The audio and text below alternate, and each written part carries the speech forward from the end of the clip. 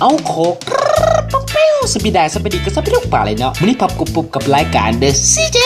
มื้อนี้ก็มาแจกซอฟต์เอฟเฟกต์ที่เก๋ๆสไลเดอร์นิยมใช้กันในการเป็นยูทูบเบอร์เนาะและอย่าลืมกระทืบไลค์คลิปนี้ฮอด15ไลค์กันพอมือจี๊บหายที่จะหาซอฟต์เอฟเฟกต์พวกนี้และผู้ใดที่กดไลค์ก็ขอให้ถึกหวยผู้ใดอยากรวยก็ขอให้กดแชร์และอย่าลืมกดซับกันเลยเด้อทุกคนเอาแต่พร้อมกันไปเลยกันเลย Let's do it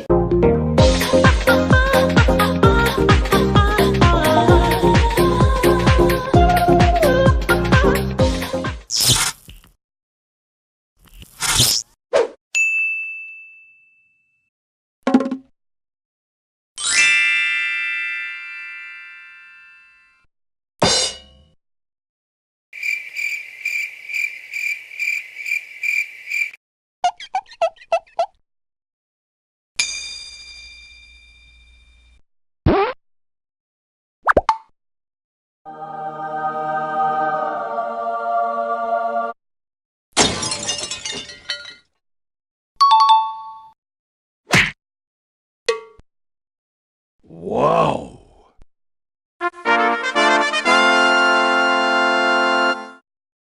Yahoo!